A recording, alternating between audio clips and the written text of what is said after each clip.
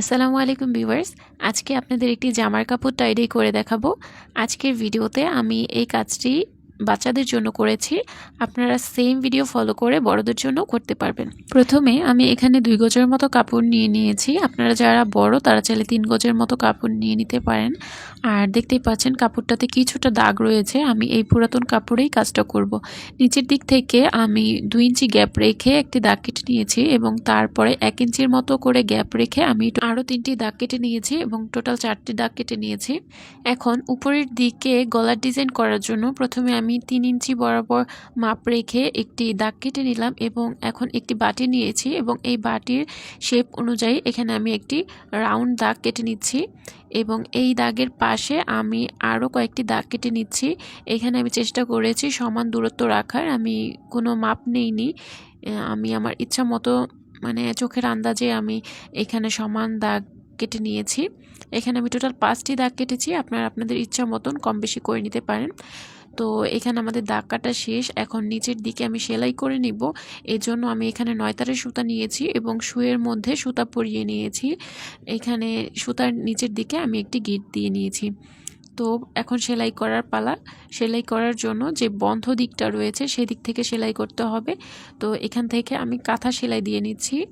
কাঁথা সেলাই দেওয়ার সময় আপনারা খেয়াল রাখবেন যে চেষ্টা করবেন সবগুলো সেলাই যাতে সমান সমান হয় এবং একটু বড় করে দেওয়ার চেষ্টা করবেন। একেবারে ছোটও না আবার অনেক বেশি বড় না, এরকম একটা সাইজ করার চেষ্টা করবেন। তো এইভাবে করে আমি শেষ পর্যন্ত সেলাই করে নিব।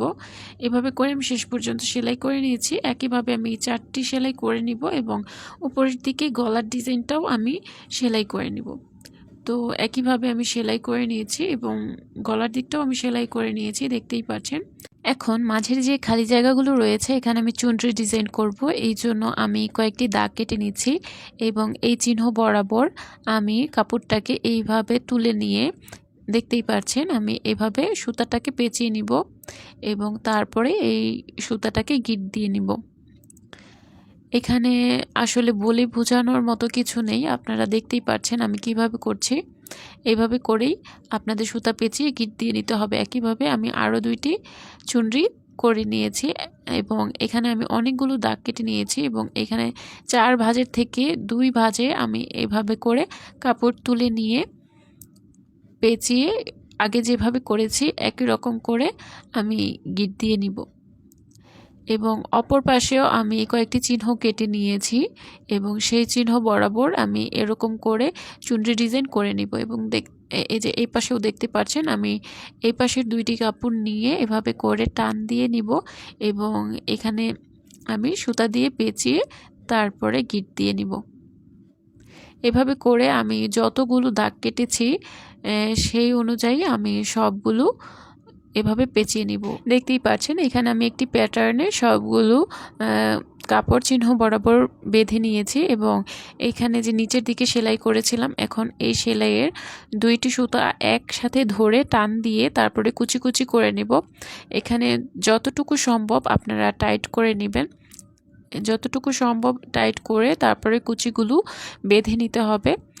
তো এখানে আমি সুতাটা কেটে তারপর এখন সুতাটাকে 2টা সুতাকে এভাবে করে টাইট করে গিঁট দিয়ে নিচ্ছি। চেষ্টা করবেন মজবুত সুতা নেওয়ার জন্য, তাতে করে এভাবে গিঁট দেওয়ার সময় সুতা ছিঁড়ে যাওয়ার সম্ভাবনা থাকে না। তো এভাবে করে আমি পাশের 2টা সুতাকেও এভাবে কুচি করে টাইট করে গিঁট দিয়ে নিব এবং উপরের দিকে যে সুতাগুলো রয়েছে সেই সুতাগুলোকেও এভাবে টেনে টেনে কুচি করে টাইট করে গিঁট দিয়ে নিব।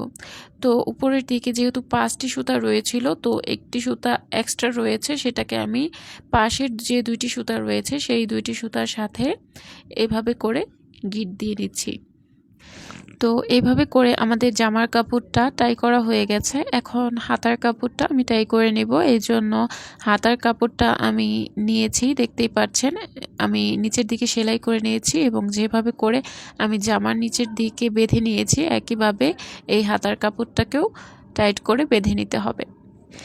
আজকে কাজে যেহেতু আমি 1 তোলা রং ব্যবহার করব আর 1 তোলা রং দিয়ে 3 থেকে 3.5 গজের মতো কাপড় রং করা যায়, তাই এখানে আমি আমার বাসায় অতিরিক্ত একটি কাপড় ছিল সেই কাপড়টাকেও এভাবে করে চুনরি করে নিয়েছি।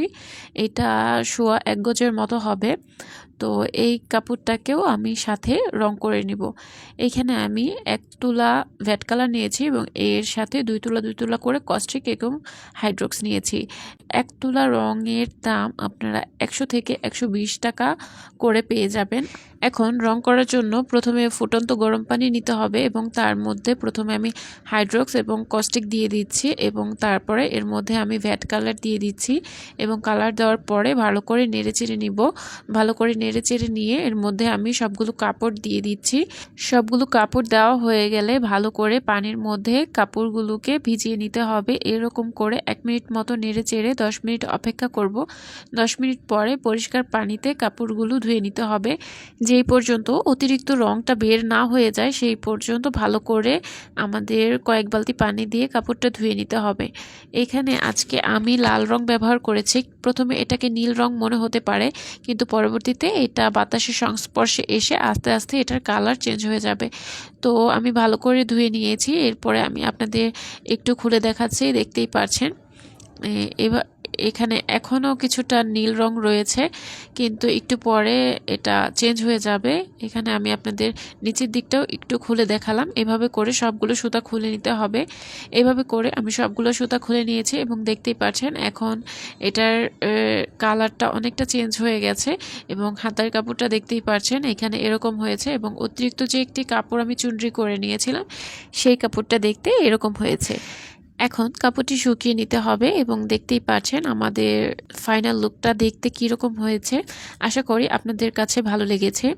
আজকের এই ভিডিওটি আপনাদের কাছে ভালো লেগে থাকলে ভিডিওটিতে লাইক, কমেন্ট এবং শেয়ার করতে ভুলবেন না। এরকম আরও ভিডিও পেতে হলে আমার চ্যানেলটি সাবস্ক্রাইব করে দিবেন এবং আমার ফেসবুক পেজটি ফলো করতে ভুলবেন না। আসসালামু আলাইকুম।